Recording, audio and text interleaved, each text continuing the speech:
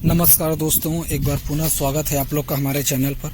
दोस्तों, आज हम फिर से बायोलॉजी के 55 क्वेश्चन आंसर के बारे में यहाँ पर वीडियो लेकर के आ चुके हैं, जो कि हमारा सभी आंसर क्वेश्चन दोस्तों ऑब्जेक्टिव टाइप होने वाला है। और हम हमारे चैनल पर, जैसे कि आप लोग को पता होगा कि ऑल टोटल सभी विषय के बारे में यहाँ पर जनरल नॉलेज की बात करते हैं, जैसा कि छत्तीसगढ़ सामान्य ज्ञान, भारत सामान्य ज्ञान, कंप्यूटर सामान्य ज्ञान, बायोलॉजी के, साइंस के, पॉलिटी के, जियोग्राफी के, हिस्ट्री के, ऑल टोटल सभी विषय के बारे में यहाँ पर वीडियो बनाते हैं। तो चलिए दोस्तों, बिना देरी वीडियो को शुरू करते हैं और जानते हैं हम आज के क्वेश्चन आंसर के बारे में। का दोस्तों, हमारा पहला क्वेश्चन 1036 से स्टार्ट होगा, देख सकते हैं यहाँ पर, और 1080 तक जाएगा दोस्तों, ठीक है, जिससे कि हमारा 55 क्वेश्चन का टारगेट पूर्ण हो जाएगा। तो पहला क्वेश्चन है दोस्तों, होम्योपैथिक के संस्थापक कौन है? होम्योपैथिक के संस्थापक कौन है? तो हाइनेमैन, ठीक है, हाइनेमैन जो है होम्योपैथिक के संस्थापक है। राइट आंसर हो जाएगा डी। अगला है किसके लाइक क्विट्स लाइक, ठीक है, होम्योपैथिक सिद्धांत प्रस्तुत किया था? तो किसने किया था? तो सैमुएल हाइनेमैन ने, ठीक है, सैमुएल हाइनेमैन। राइट आंसर हो जाएगा बी। अगला है विषाणु में निम्नलिखित में से कौन सी एक विशेषता नहीं होती है? विषाणु में कौन सी एक विशेषता नहीं होती है? तो कोशिका भित्ति की मौजूदगी, ठीक है, यह एक विशेषता नहीं होती है। अगला, शरीर में लगी चोट की मरम्मत के लिए किस प्रकार के सेल विभाजन का प्रयोग किया जाता है? किस प्रकार के सेल विभाजन का प्रयोग किया जाता है? तो केवल समसूत्रण का विभाजन किया जाता है। अगला है दूध के दही रूप में जमने का कारण है। दूध के दही रूप में जमने का कारण क्या है? तो लैक्टोबैसिलस, ठीक है, लैक्टोबैसिलस। अगला है निम्नलिखित में से कौन सा नाइट्रोजन फिक्सिंग बैक्टीरिया है? निम्न में से कौन सा नाइट्रोजन फिक्सिंग बैक्टीरिया है? तो राइबोजोबियम, ठीक है, राइबोजोबियम। राइट आंसर हो जाएगा सी। अगला है फलीदार पादपों की जड़ों में उपस्थित गांठों में पाया जाने वाला नक्षत्रजन स्थितीकरण जीवाणु है। कौन सा जीवाणु है? तो सहजीवी जीवाणु है, ठीक है, राइट आंसर हो जाएगा बी। अगला है अनुवांशिक हेराफेर द्वारा प्राकृतिक पृथक्कृतों से विकसित जीवाणुओं का कौन सा विषाणु विभेद समुद्र में बिखरे तेल का निवारण करने के लिए उपयोग लाया जा सकता है? तो कौन हो जाएगा? राइट आंसर हो जाएगा स्यूडोमोनास, ठीक है, स्यूडोमोनास। राइट आंसर हो जाएगा डी। अगला है प्रतिशत खाद्य परीक्षण में मदद करता है। प्रशीतन खाद्य परीक्षण में मदद करता है, तो क्या मदद करता है? जैव रासायनिक अभिक्रियाओं को दर को कम करना, ठीक है, राइट आंसर हो जाएगा बी। अगला है अवायवीय स्थिति में जैविक पदार्थ के जीवाणु अपघटक को क्या कहते हैं? अवायवीय स्थिति में जैविक पदार्थ के जीवाणु अपघटक को क्या कहते हैं? क्या कहते हैं इसको? किण्वीकरण, ठीक है, किण्वीकरण कहते हैं। राइट आंसर हो जाएगा सी। अगला है जीवों के निम्नलिखित प्रकारों से छत्रक किससे संबंध है? किससे संबंध है? कवक से संबंध है। राइट आंसर हो जाएगा सी। चलिए, अगला प्रश्न है सामान्य खाद्य छत्रक क्या होती है? सामान्य खाद्य छत्रक क्या होती है? तो कसकर उठाठस भरे कवक जाल होते हैं। राइट आंसर हो जाएगा बी।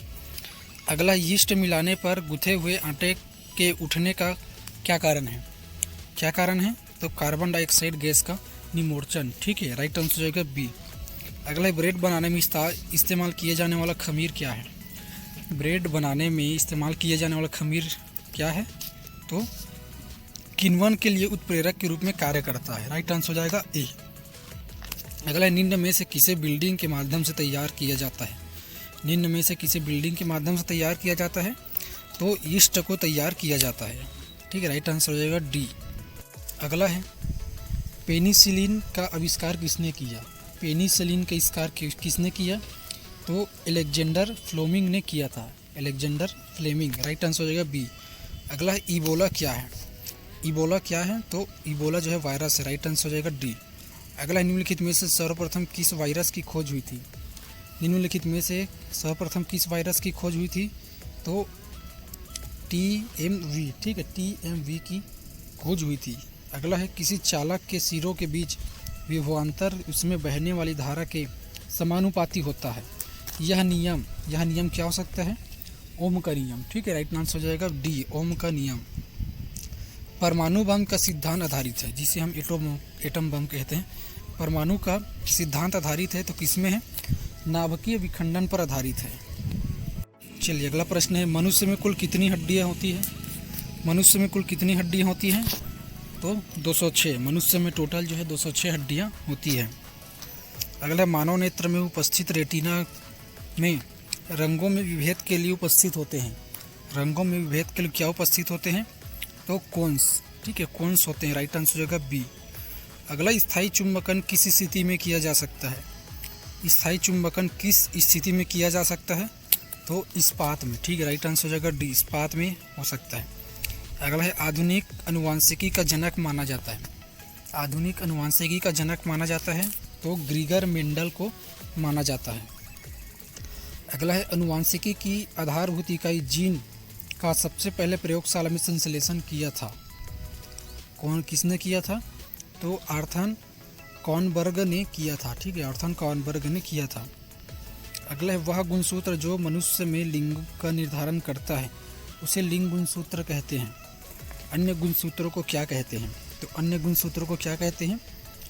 अलिंग सूत्र कहते हैं, ठीक है, अलिंग सूत्र। राइट आंसर हो जाएगा सी।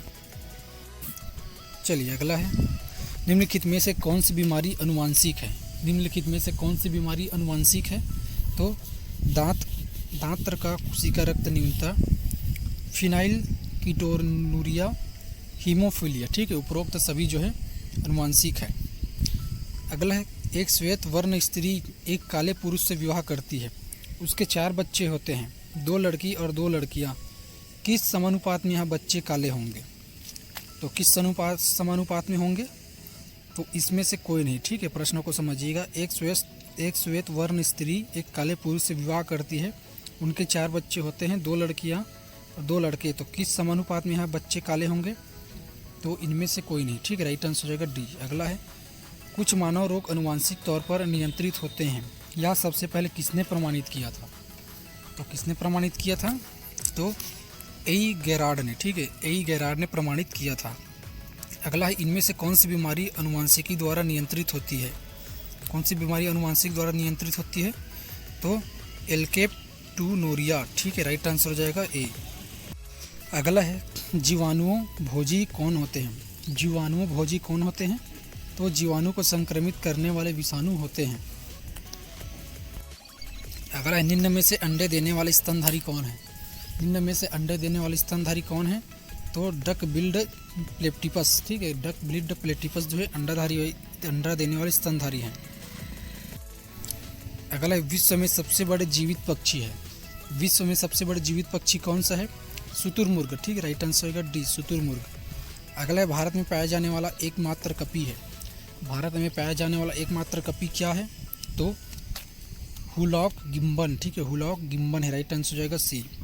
अगला है, राजोनिवित्री साधारणतः निम्न आयु होती है। क्या आयु होती है?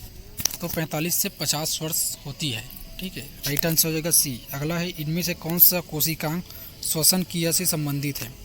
इनमें से कौन सा कोशिकांग श्वसन क्रिया से संबंधित है? तो माइटोकॉन्ड्रिया संबंधित है, राइट आंसर हो जाएगा सी। अगला है, हृदय की मरमर का कारण है। हृदय की मरमर का कारण क्या है? कपाट में लीक, ठीक है, कपाट में लीक। अगला है, चमड़ा निकाला जाता है। तो चमड़ा किस में निकाला जाता है? तो सिर्फ चर्म से जो चमड़ा निकाला जाता है, ठीक है, राइट आंसर हो जाएगा सी। अगला है, वयस्कों में श्वेत रुधिर कोशिकाओं तथा लाल रुधिर कोशिकाओं का औसत अनुपात क्या है? औसत अनुपात क्या है? तो देख सकते हैं, राइट आंसर होगा सी, 1/700, ठीक है, राइट आंसर होगा डी। अगला है, तारपीन प्राप्त किया जाता है। तारपीन किस में प्राप्त किया जाता है? चीड़ से प्राप्त किया जाता है, ठीक है, चीड़ से। अगला, सबसे छोटी जीवित कोशिका है। सबसे छोटी जीवित कोशिका क्या है? तो कवक द्रव्य की, ठीक है, कवक द्रव्य की। अगला है, कपास रेशा प्राप्त होता है। कपास रेशा किससे प्राप्त होता है? बीजों से प्राप्त होता है, राइट आंसर हो जाएगा डी। अगला है, किस देश को दुनिया का शर्करा कटोरा कहा जाता है? किस देश को दुनिया का शर्करा कटोरा कहा जाता है? क्यूबा, ठीक है, क्यूबा को कहा जाता है, राइट आंसर हो जाएगा सी।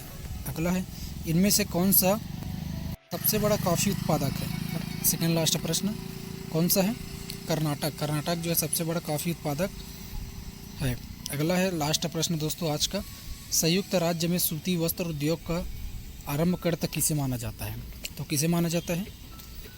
सैमुअल विठन को, ठीक है, सैमुअल विठन को माना जाता है। तो इस प्रकार से दोस्तों आज का हमारा क्वेश्चन आंसर कंप्लीट होगा, ठीक है। तो मिलते हैं दोस्तों एक नेक्स्ट वीडियो में, तब तक के लिए धन्यवाद। जय हिंद, जय भारत, जय छत्तीसगढ़।